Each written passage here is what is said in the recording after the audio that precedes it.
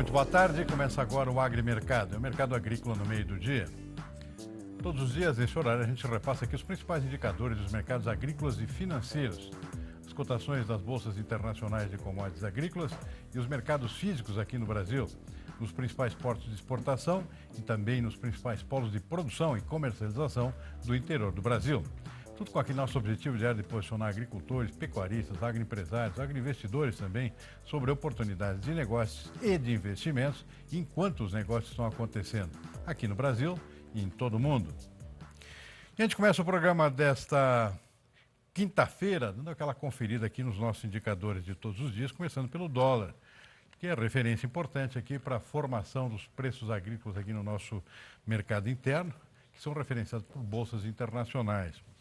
Dólar operando agora com alta, hein? 0,5%, R$ 3,79 é a cotação da moeda americana. Bolsa de Valores, a B3 aqui operando com queda. Índice Bovespa, queda de 1,4% nesse início de tarde de quinta-feira. Lá fora, o dólar index, indicador que mede o valor da moeda americana em relação a outras moedas fortes, operando com estabilidade no dia de hoje, sem alterações por enquanto. E o petróleo sobe no mercado internacional, em Nova York 0,8%, petróleo tipo WTI. Em Londres, o petróleo tipo Brent, que é referência para o mercado internacional, com alta parecida de 0,7%. Mercados de commodities agrícolas, Bolsa de Chicago, a soja que subiu ontem, dá uma recuada hoje, 0,6%. Milho subindo um pouquinho, 0,1%, agora há pouco. O trigo também subindo bem, 1,1%. Arroz alta de 0,6%. Portanto, a Bolsa de Chicago, entre os 4 grãos negociados lá, apenas a soja com queda hoje, os demais recuperando-se da queda de ontem. Bolsa de Nova York, algodão estável nesse momento, sem alterações. Café cai mais um pouquinho, café tem caído muito ultimamente. Ontem caiu bastante, agora uma queda um pouco menor, mas continuando negativo, 0,2%. Cacau caindo 1,3%, suco laranja também perde um pouquinho, 0,1%. Açúcar está estável, então sem alterações por enquanto, o açúcar bruto negociado na Bolsa de Nova York. Vamos em frente com as nossas notícias. Enquanto isso, olha, novidade aqui, uma virada aqui na questão daqueles navios iranianos que estão parados há mais de um mês aqui nos portos brasileiros do sul do país e ameaçando com o Irã, ameaçando aqui cair fora do mercado brasileiro, que são navios que carregam milho brasileiro para o Irã e estão lá parados porque a Petrobras não está querendo abastecer esses navios, até por ordem do próprio governo federal, que teme aí barrar ou passar por cima das sanções aqui do presidente Donald Trump contra os países e empresas que estão negociando com o Irã. Só que são alimentos, isso está fora desse acordo. E aí tem novidade aqui, que é uma virada no negócio. Olha, o presidente do Supremo Tribunal Federal, o ministro Dias Toffoli, determinou agora de manhã que a Petrobras forneça esse combustível a esses 2 navios iranianos que estão parados há quase 50 dias no porto de Paranaguá.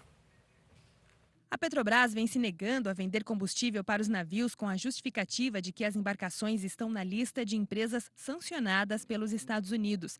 Com isso, a estatal poderia sofrer penalidades pelas autoridades norte-americanas. Mas Toffoli argumenta que a empresa brasileira Eleva Química, responsável pelas embarcações, não está na lista de sancionados pelos Estados Unidos. O ministro alega ainda que não há possibilidade de a Petrobras sofrer sanções porque o reabastecimento será feito por ordem judicial.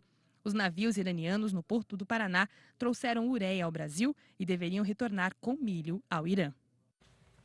Está aí, é uma ameaça importante. Um mercado de 2 bilhões de dólares por ano. O Irã está crescendo aqui como importador de, especialmente, produtos do agro brasileiro. E seria lamentável a perda desse mercado. E a novela do frete aqui. Depois de uma reunião com representantes do governo, os caminhoneiros vão fazer acordos coletivos para a nova tabela do frete. De Brasília, o jornalista Rodrigo Orengo tem mais detalhes.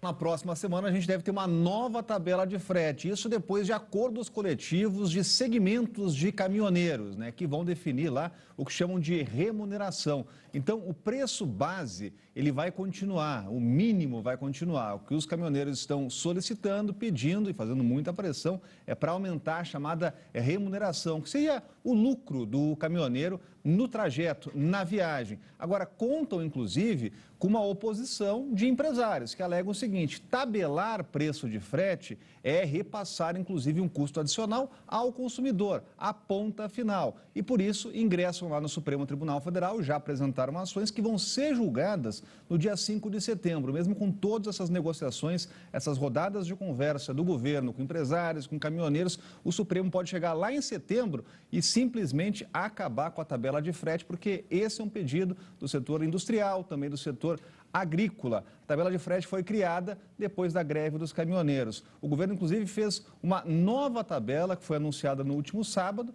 mas decidiu recuar, cancelar na segunda-feira, depois de muita pressão dos caminhoneiros. Agora é aguardar as reuniões, também acordos coletivos, para a gente saber como fica a nova tabela de frete já na semana que vem.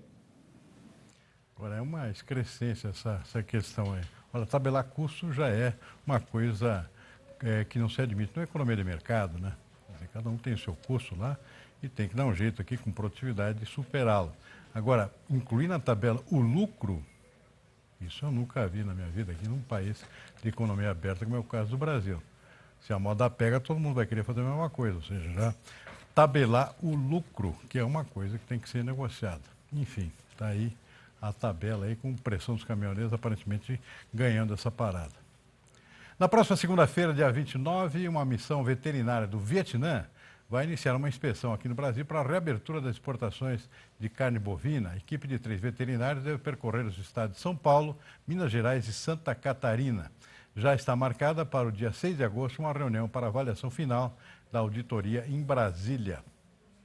A equipe deverá avaliar a cadeia produtiva de bovinos e o Sistema Brasileiro de Defesa Agropecuária. Serão inspecionados frigoríficos, fazendas de criação de animais e o Laboratório Federal de Defesa Agropecuária de Pedro Leopoldo, em Minas Gerais, que é referência no diagnóstico de febre aftosa. Em maio, quando a ministra da Agricultura, Tereza Cristina, estava em visita ao continente asiático, ela discutiu sobre a possibilidade de retomada dos embarques de cortes bovinos ao Vietnã com autoridades sanitárias daquele país. Guerra comercial Estados Unidos e China. Olha, delegações da China e dos Estados Unidos vão voltar a se encontrar na semana que vem, a partir de segunda-feira, para discutir esse contencioso comercial entre os dois países. O Ministério do Comércio confirmou o encontro nos dias 30 e 31 em Xangai como uma tentativa de resolver a disputa. Declarou que a reunião tem o objetivo de cumprir o consenso conquistado entre os presidentes da China e dos Estados Unidos durante a cúpula do G20 em Osaka, no Japão, durante o mês passado. Foi quando Xi Jinping e Donald Trump concordaram em reiniciar as consultas econômicas e comerciais com base na igualdade e respeito mútuo. O encontro vai ser o primeiro desde o fim da última rodada de negociações, que terminaram sem acordo em maio. E como estava previsto, o governo federal anunciou ontem, finalmente, as regras para o pacote aí de saque anual das contas ativas e inativas do Fundo de Garantia. De acordo com o governo, os saques do FGTS começarão em setembro e a previsão é injetar 42 bilhões de reais na economia até 2020. O saque será de até R$ 500 por conta. Quem tiver conta na Caixa, o banco depositará automaticamente o valor. Quem não tiver, deverá seguir o cronograma a ser divulgado pela Caixa. Com esta medida, 96 milhões de trabalhadores deverão ser beneficiados, número 4 vezes maior do que o registrado há 2 anos, quando o governo liberou o saque de contas inativas. Segundo o Ministério da Economia, cerca de 80% das contas existentes no FGTS possuem saldo de até R$ 500. Além deste saque, o governo também anunciou uma nova modalidade de saques a partir de 2020, no aniversário de cada trabalhador. Para quem decidir migrar para o saque aniversário, uma quantia será depositada anualmente descontando da conta do FGTS do trabalhador. Para a área econômica, a medida vai garantir mais autonomia ao trabalhador, que poderá contar com uma renda extra. Além da divulgação das regras, foi confirmado pelo governo que não haverá alteração na multa de 40% em caso de demissão sem justa causa. E a economia brasileira gerou 408 mil empregos com carteira assinada no primeiro semestre. O setor agropecuário registra 22.702 novos empregos. Segundo os números do CAGED, o Cadastro Geral de Empregados e Desempregados, é o melhor resultado para o período em 5 anos. Em relação ao primeiro semestre do ano passado, foram 16 mil vagas a mais.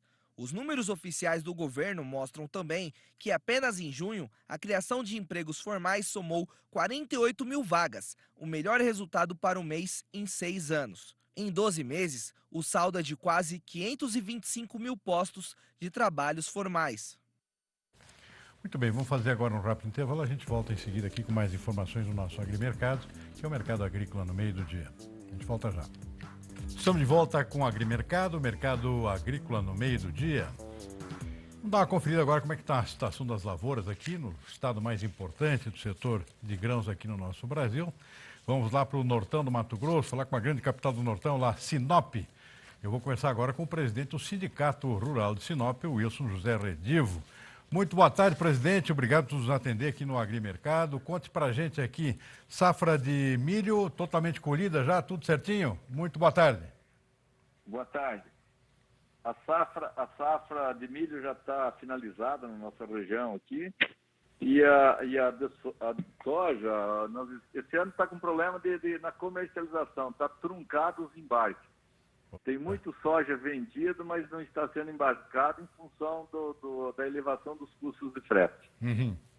Então está meio trancada a comercialização, por isso que não está rodando os preços está bem, está uma gangorra, sobe um pouquinho, baixa outro pouco e está ocasionando dificuldade para o produtor para finalizar a comercialização do soja.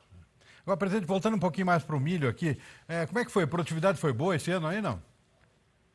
Esse ano foi boa, sabe? Foi melhor do que a produtividade do ano passado em função do que nós plantamos um pouco mais cedo. É verdade. O plantio do milho se iniciou um pouco mais cedo e choveu bastante. Foi um ano de bastante chuva. Uhum. Então a cultura do milho se desenvolveu bem e tivemos assim uma produção relativamente satisfatória. Uhum. E os preços também, acho que os preços também foram melhores do que o ano passado, em função das indústrias de etanol que estão se instalando nessa região. Em Sinop mesmo, esse ano ela já comprou milho para processar nessa safra. A nossa indústria está iniciando já processo de beneficiamento de milho para etanol. Então isso aqui eu acho que vai ajudar bastante a nossa região aí. Essas indústrias vêm para ajudar, porque elas vão criar uma estabilidade no preço do produto. Perfeito. E a comercialização do milho está rodando bem? Está dentro da expectativa? Muita coisa já foi negociada, não? O milho já está bem vendido. A safra de milho está bem vendida. Diz assim que o milho está melhor, a comercialização do milho está sendo um pouco melhor do que a da soja. Uhum. Porque os preços em relação ao ano passado são bem melhores. Uhum. Hoje o milho está rodando aqui a R$23, R$24 a saca. Uhum. E o soja em torno de 62. 62, né? 62 o preço do soja. Abaixo, né? Então, o soja que está muito baixo. O soja está bem complicado para o produtor, para fechar a conta. Porque 62 não cobre, sabe? É um preço que não é atrativo para a venda, não. Claro, claro. Presidente, para a próxima safra, como é que está? Tem área para ser aberta aí ou já está tudo tomado na região? Não, tem área para ser aberta, mas as dificuldades ambientais aí não impedem a abertura de novas áreas. Ainda tem produtor que não abriu nada do que ele tem direito de abrir. Sim. Dos 20% que ele tem direito. Hoje uma área 100% de mato, o produtor só pode abrir 20% pela legislação atual. Uhum. Então isso já é um absurdo. E o absurdo maior é que nem os 20% ele está conseguindo abrir por impedimentos ambientais, que não sai CAR, é o quarto CAR que o produtor está fazendo e você não tem o CAR na mão. Uhum. Sabe? Então os órgãos ambientais impedem o desenvolvimento da região, até em função da inoperância dele. Quer dizer que com o mercado ruim, com essas limitações aí, não se espera nenhum aumento de área para a próxima safra aí, né? Não, eu acho que na nossa região não. Uhum. Na nossa região tem uma área ou outra que é a área de pastagem degradada e que está sendo incorporada, mas é muito pouco, não é muito significativo não. São poucas áreas degradadas, que tem área de pastagem degradada e que vão ser incorporadas no processo de soja. Uhum. Mas é pouca coisa, viu? Não tem uma expectativa de aumentar muito, não. Perfeito. Presidente, com relação à logística, como é que está a programação aqui, que tem promessa aí de que vai finalmente ficar totalmente asfaltado a BR-163, aquele trecho que ainda tem, que é de terra. Está andando esse negócio, hein? Vai estar pronto para a próxima safra? Graças a Deus e graças a esse novo governo, as coisas mudaram de rumo. Nós estamos hoje com uma nova expectativa. Eu acho que esse asfalto se conclui nessa seca agora, finaliza 60 quilômetros que falta asfaltar ainda, nem 60 quilômetros não são, mas nessa safra termina. Mas só a BR-163 ela não dá conta de escoar essa produção, tá? Ela não dá conta. O estado do Mato Grosso ele produz 65 milhões entre milho e soja. Claro. E 30% dessa produção é escoada para nós, sai para Miritituba hoje, Então é um volume muito grande. Na época da safra aí tem uma rotina diária de 1.000 trens que sobem e 1.000 que descem, tá certo? Sim. Então é um fluxo muito grande de caminhões. Nós precisamos agora que a ferrovia se conclua aqui. Perfeito. Que se dê início à ferrovia e a gente tem a promessa do ministro dos Transportes de que saia a licitação ainda esse ano. Então a gente está aguardando que saia, que de fato isso ocorra, que eu acho que é o grande sonho dos produtores dessa região, é nós termos uma ferrovia para baratear os custos. Sem dúvida. Que estão levando uma margem muito grande do produtor. É verdade. O frete hoje impacta muito no custo do nosso produto. Né? Então, acho que a solução disso aqui para tornar a gente competitiva é vir a ferrovia. Perfeito. E possibilidade de alguma duplicação, pelo menos de um trecho, existe essa possibilidade, não? Da 163? Olha, da 163, você veja bem, está duplicada há mais de 5 anos, está pedagiada há mais de 5 anos o trecho da divisa do Mato Grosso do até Sinop, que dá 854 quilômetros. Sim. E a Rota do Oeste, que é a concessionária dessa rodovia, não duplicou 1 quilômetro do Gil para cá. Ei, cara. Sabe? Fazem 5 anos que ela está arrecadando os pedágios, mas ela só vem fazendo manutenção. Não duplicou 1 quilômetro do Gil para cá. Então, ela está inadimplente, porque ela tinha 5 anos de prazo para concluir a duplicação até Sinop, e ela, nos 354 quilômetros do Gil para cá, não duplicou 1 quilômetro. Então, Está faltando, e para trás está faltando um monte também. De Rondonópolis para cá está faltando um monte de trechos que ela não terminou ainda, não finalizou. Então tem muito desafio. Se pensar na duplicação para frente, é um sonho muito, muito longe. Eu acho que nós temos que brigar pela ferrovia. Perfeito. Que a capacidade de transporte da ferrovia não se compara com a rodovia e o custo do transporte é diferente também, é outro custo. Muito bem. Acho que nós temos que sonhar com a ferrovia que vai ser a solução definitiva para o nosso problema. Perfeito, eu conversei com o presidente do Sindicato Rural de Sinop, lá no nortão do Mato Grosso, Wilson Redivo. Presidente, olha, muito obrigado pela participação aqui no nosso programa. Uma boa tarde e um bom fim de semana também. Obrigado a vocês também, a gente está sempre às ordens aqui. Vamos esperar que o Brasil melhore. Muito bem, obrigado. Vamos mais para um rápido intervalo, a gente volta em seguida para ver as cotações aqui dos nossos mercados físicos. Em seguidinho. Estão de volta com o Agrimercado, mercado agrícola no meio do dia. E um lembrete importante, hoje é o dia do produtor rural, também o dia do motorista, que também é outro setor importante aqui do nosso, que tem a ver também com o próprio agronegócio, aqui são os nossos motoristas, nossos caminhoneiros. O dia do produtor rural, também lá no sul do país, na minha terra, Rio Grande do Sul, chamado Dia do Colono, foi instituído em 25 de julho por conta da data de ingresso aqui dos primeiros imigrantes alemães lá no sul do Brasil, no Rio Grande do Sul e Santa Catarina, que foi em 25 de julho de 1824.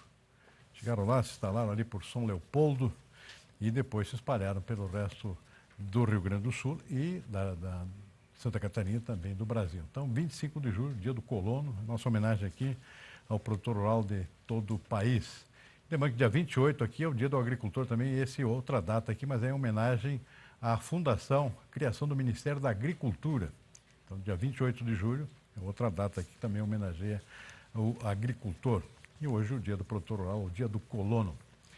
Muito bem, vamos em frente com as nossas informações, nossas cotações. O dólar segue em alta, 0,6%, R$ 3,79 agora nesse momento. Bovespa opera em queda ainda, 1,4%. Bolsas internacionais, café com leve baixa, o Arábica em Nova York, 0,1%. Bolsa de Chicago, soja continua caindo. Vamos dar uma olhada mais de perto aqui. 5 pontos em relação ao fechamento de ontem. Soja, portanto, com a leve queda.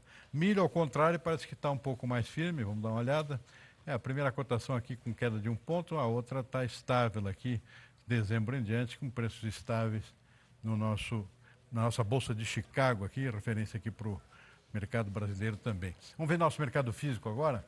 Soja em Paranaguá de ontem para hoje, R$ 79,00, mais 0,6%.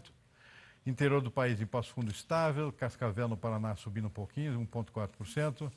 As duas praças do Mato Grosso aqui sem alterações por enquanto. O que mais? Rio Verde em Goiás estável, as demais praças aqui sem alterações. Dourados também, Uberlândia, Barreiras e Balsas lá no Maranhão. Milho com alta no Porto, 0,5%, 38,20 a saca. Campinas, São Paulo com queda, um ajuste forte aqui de 2,7% para R$ 36,00.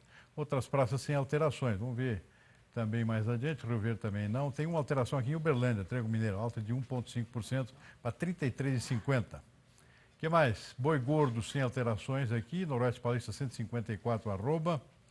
Vamos virando a página aqui para ver se tem algum. Não tem mais alterações. Alegrete lá no sul do Brasil, R$ 5,30 o quilo vivo. E o café está estável por enquanto, agora com a tendência aqui de queda, caiu bastante ontem na Bolsa de Nova York. Hoje também está operando com uma leve queda, pode ser que fique assim, pode ser que caia um pouco. E o mercado está em andamento ainda, tem água para rolar aqui até o fim do dia, quando fecha a Bolsa de Nova York e a Bolsa de Londres. A gente vai ficando por aqui com o Agrimercado desta quinta-feira. Você pode rever todo o conteúdo dessa edição no site tvterravia.com.br ou no novo aplicativo do canal, que é disponível no Google Play. Boa tarde a todos e até amanhã.